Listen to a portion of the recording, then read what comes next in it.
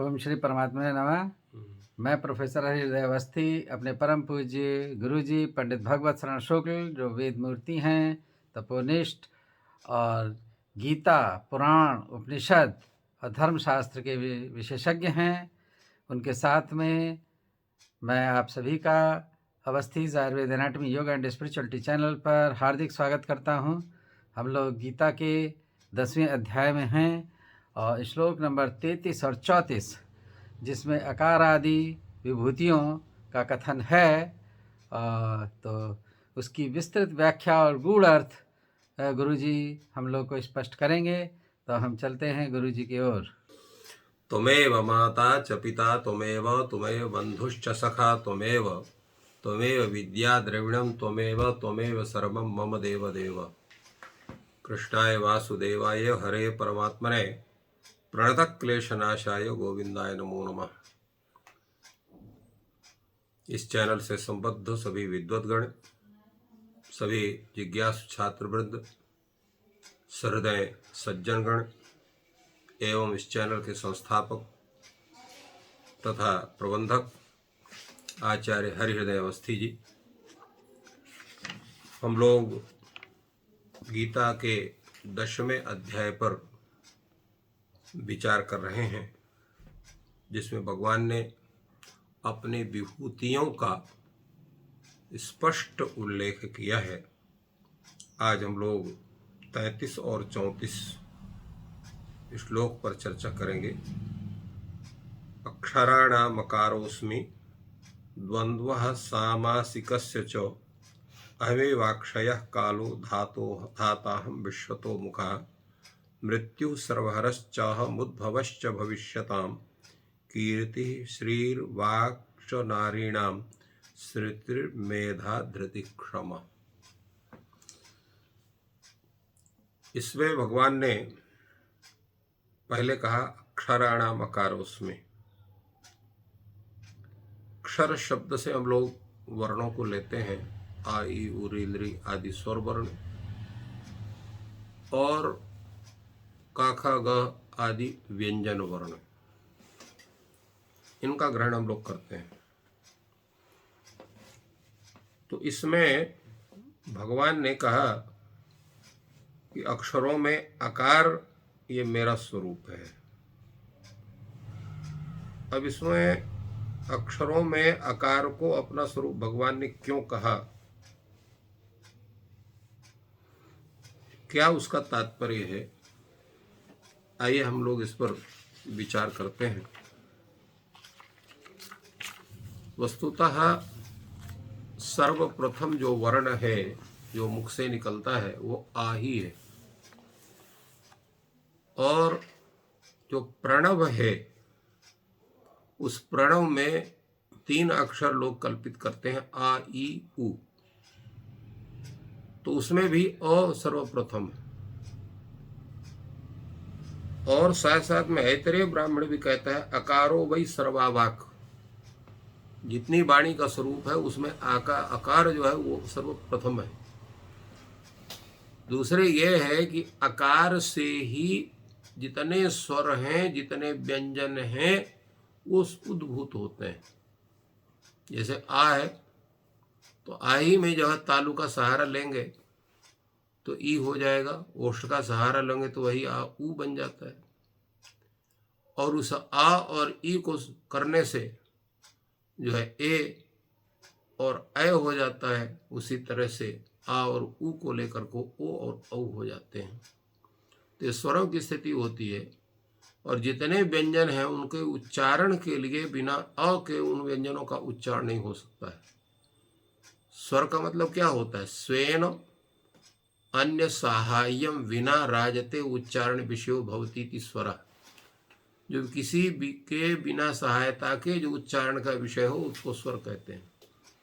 और व्यंजन क्या है, अचम बिना विगता अंजना अभिव्यक्ति यस्य तद व्यंजनम, अर्थात बिना स्वर वर्ण की सहायता लिए जिसका उच्चारण संभव ना हो उसे हम व्यंजन कहते हैं। व्यंजन में जो जो है क ख ग घ आदि हैं, इनमें अकार का ही सहायता लेकर के हम उनका उच्चारण कर सकते हैं, अन्यथा ये उच्चारण के विषय नहीं बन सकते हैं। क्यों नहीं बन सकते? उसका मुख्य कारण यह है कि हमारा जो मुख की आकृति और वर्ण उच्चारण की जो हमारी प्रक्रिया है, वो कम से कम एक मात्रिक वर्ण का ही हम उच्चारण कर सकते हैं, और व्यंजन जो है वो आधे मात्रा का होता है। एक मात्रा भ्रवेद ह्रस्व द्विमात्रो दीर्घ उच्यते त्रिमात्रस्तु पृथक ज्ञेयो व्यंजनम चार्धमात्रिकम। व्यंजन अर्धमात्रिक होता है, इसलिए व्यंजन का उच्चारण बिना स्वर की सहायता लिए हम नहीं कर सकते हैं। अब इसमें स्वर में उच्चारण के लिए किस स्वर का सहारा लिया जाए, आ ई उ रिल्द्र इत्यादि किसका लिया जाए? तो इसमें यह माना जाता है कि प्रत्येक वर्ण का जो स्थान है वो कंठ के पश्चात अन्य स्थान होता है। जैसे का का गंगा का कंठ स्थान है, हा का कंठ स्थान है, अ का कंठ स्थान है, और आ यह ई उ रिल्द्र इत्यादि का, ई उ ई का, और चाचा जाझा यों का, श का, इनका जो है तालु स्थान है। तो कंठ के का जो है अतिक्रमण करके तालु में जाने पर तालु स्थान की स्थिति बनती है। तो इसलिए प्रत्येक वर्ण की कंठस्थानता जो है वो सामान्यतः सबकी बनती है। इसलिए अ ही एक ऐसा है कि जो प्रत्येक वर्ण के स्वरूप को जो है वो उपलब्ध कराता है। आप का उच्चारण करेंगे तो कंठ ही स्वरूप खाली मिलेगा, परंतु च का उच्चारण करेंगे तो तालु और कंठ दोनों का स्वरूप आपको प्राप्त होगा। इसी प्रकार ट का मूर्धा और कंठ का, इसी प्रकार ता का कहेंगे तो दंत और जो है कंठ का, और पा का उच्चारण करेंगे तो ओष्ठ और कंठ का, इनका स्वरूप मिलता है। यद्यपि इनका कंठोष्ठ स्थान नहीं होता, या कंठ तालु या कंठ दंत नहीं है स्थान, दंत तो उनका वही है, किंतु उच्चारणार्थक आकार जो उसका लगता है उसमें तत्स्थान होने के कारण सामान्यतः उसकी प्रतीति होती है। जैसे हम किसी पुष्प को लेते हैं, उस पुष्प को लेते हैं तो उसका गंध जो है वो नासिका ही बताएगी, घ्राणेन्द्रिय ही बताएगी, परंतु उसको हमारी आंख भी उसको देखती हैं, आंख भी उसके स्वरूप का साक्षात्कार करती हैं। तो ये हम नहीं कहते हैं कि फूल की सुगंध जो है वो आंख बताती हैं, क्योंकि प्रत्येक इंद्रिय का स्वरूप अलग अलग होता है। उसी तरह से आकार जो है वो उच्चारण का सहायक बनने के बावजूद भी उस वर्ण विशेष का स्थान वही है जो स्थान विशेष का माना जाता है। फलतः व्यंजनों के उच्चारण में उसकी प्रधानता होने के कारण, स्वरों में मुख्य भूमिका होने के कारण आकार जो है वो सर्वाधिक महत्वशाली होने से वो भगवान का स्वरूप माना जाता है। इसलिए जो है भगवान ने कहा अक्षराणाम अकारोस्मि। दूसरा है द्वंद्व सामासिकस्य च। तो सामासिकस्य वर्णस्य विषय तो द्वंद्व, तो ये जो है इनका जो भगवान का कथन है कि समास में, समास क्या चीज है?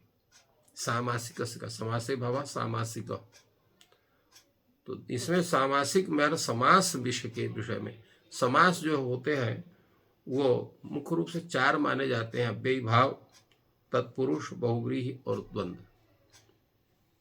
तो इसमें अव्ययी भाव है जिसमें अव्यय पूर्व पद हो तो अव्ययी भाव होता है, जैसे हरव इति अधिहरि, इस रूप में इसका स्वरूप बनता है।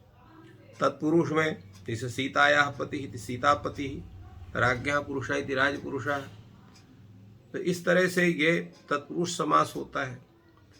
और बहुव्रीहि समास जैसे होता है पीतम अम्बरम यस्सः पीताम्बरः, तो ये बहुव्रीहि समास होता है।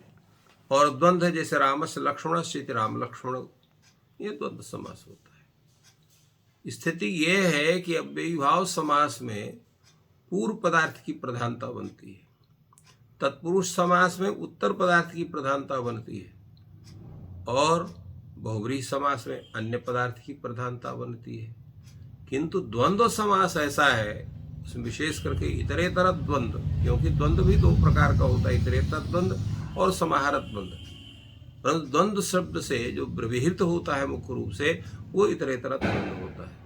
तो इतरेतर द्वंद्व जो है इसमें दोनों पदार्थ की प्रधानता होती है, पूर्व पदार्थ की प्रधानता होती है, उत्तर पदार्थ की भी प्रधानता होती है।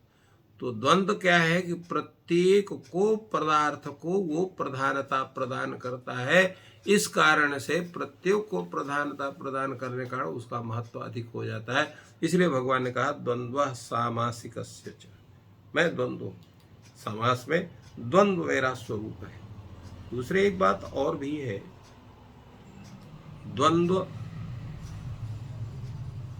जहां पर द्वंद्व हो, अगर आपस में विग्रह हो रहा हो तो उसमें भी क्या है, सामासिक, सम सम्यक असनम येषाम ते सामासिक, जिनका समान व्यवहारता बने। समान व्यवहार में व्यक्ति का द्वंद्व अर्थात दोनों की प्रति एक एक के प्रति जो द्वेष भाव है वो समभाव से उस द्वेष भाव का शमन हो जाता है। इसलिए जहाँ द्वंद्व हो तो द्वंद्व में भी वो सामासिकस्य वो सब जो है उनके समान भावना से द्वंद्व की भावना जो है उत्तम बनती है। तो समास जो व्याकरण शास्त्र के द्वारा समास, वहाँ पर उभय पदार्थ प्रधान कारण द्वंद्व है, द्वंद्व की जो है भगवान का स्वरूप है। और जहाँ सामासिकस्य सम असन, जहाँ सम्यक उपस्थिति में द्वंद्व की उत्तमता बनती है और विद्वेष में द्वंद्व की उत्तमता नहीं बनती है, तो समान भाव में जो है द्वंद्व जो होना अर्थात दोनों के एक भाव में होना वही भगवान का स्वरूप बनता है। क्योंकि भगवान सर्वत्र शांति और आनंद स्वरूप है, इसलिए शांतः भगवान को शांत स्वरूप भी कहा गया है। इसी तरह से अहमेव अक्षयः कालः, तीसरा भगवान ने कहा कि मैं काल हूं। और काल क्या है, अक्षयः कालः, अक्षय काल हूं, माने जो काल जो है वो कभी क्षय नहीं होता है। और काल क्या है, तो कलयति गणयति इति कालः, जो संपूर्ण गणना को बताए करे। क्योंकि पूरी जो सभी जितना चक्र है संसार का वो काल के आधार पर ही चलता है। प्रत्येक व्यक्ति का काल निश्चित है, समय निश्चित है।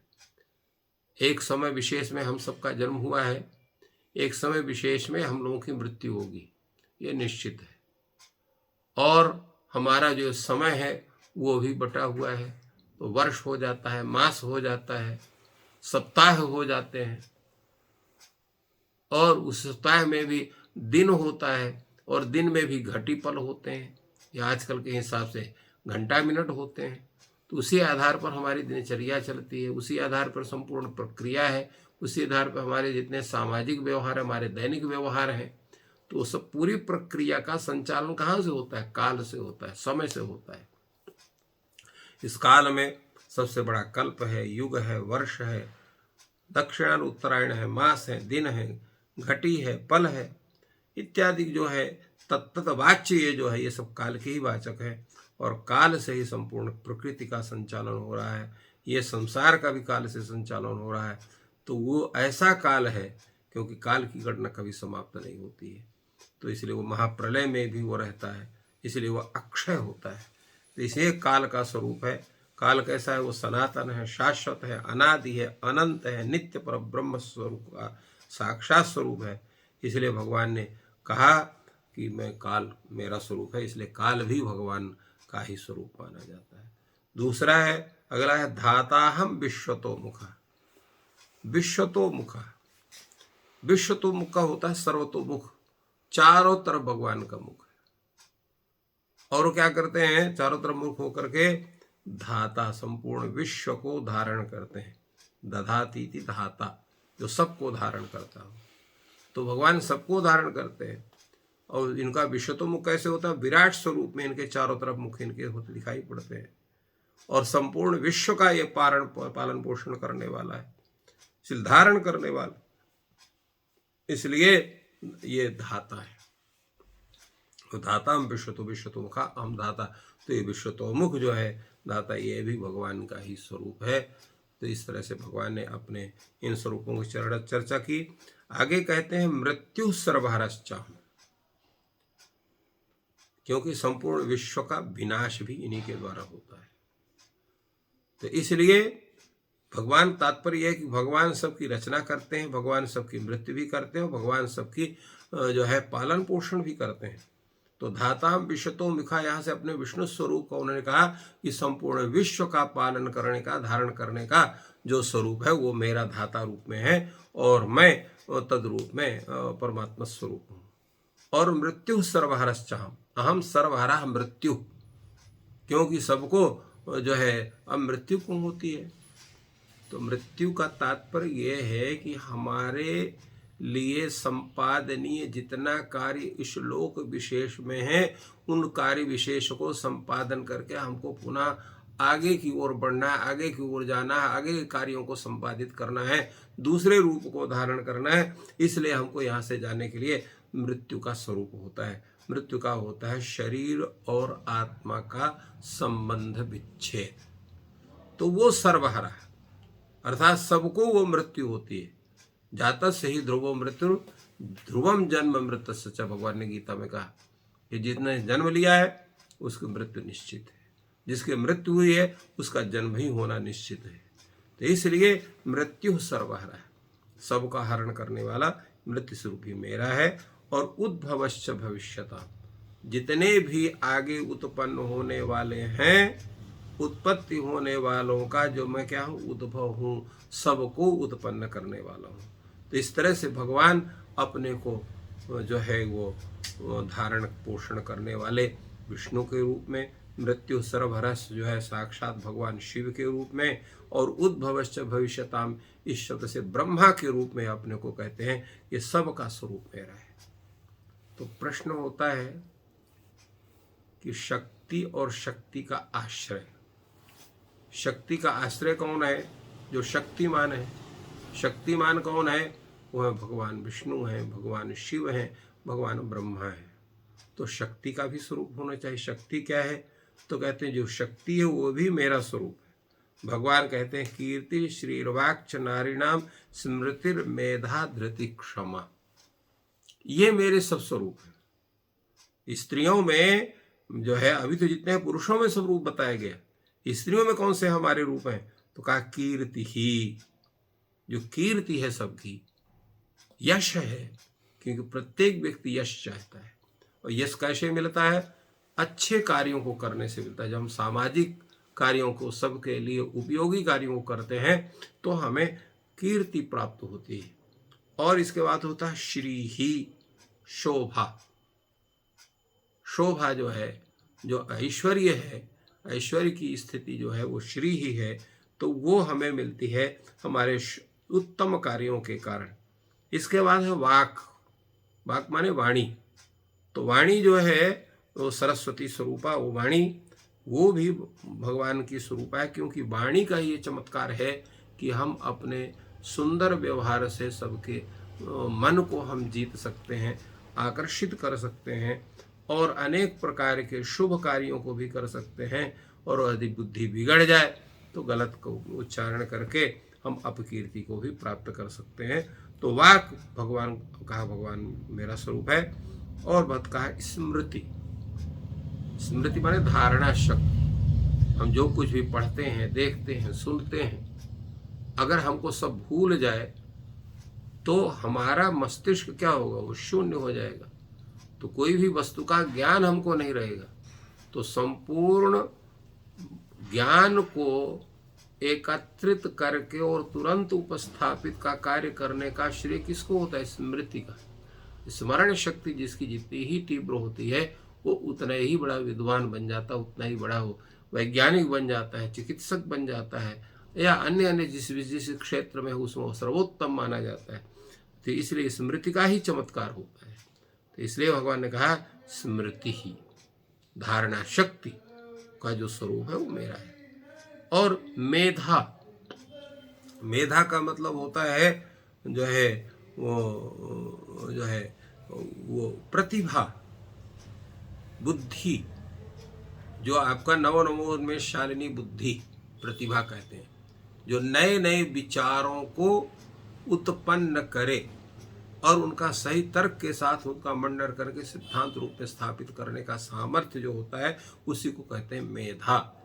तो मेधा भी जो है भगवान का स्वरूप है। सबको बुद्धि नहीं होती है। कुछ लोग तो जितना लिखा है उतना ही नहीं पढ़ पाते हैं, कुछ लोग पढ़ लेते हैं परंतु उसके आगे कुछ सोच नहीं पाते हैं। और एक ऐसा व्यक्ति है, पढ़ता भी है, सोचता भी है और नए विचारों का उद्भावन को स्थापित करते हैं। तो नए विचारों को स्थापित करना उसको यह कार्य मेधा का होता है। इसके बाद धृति। धृति माने धैर्य, धैर्य होना। तो ये धैर्य जो है ये भी प्रभु की इच्छा है, क्योंकि प्रायः व्यक्ति जब समस्याएं आती हैं तो आदमी घबरा जाता है, धैर्य छोड़ देता है, क्योंकि बिना धैर्य के किसी भी कार्य का संपादन संभव नहीं है।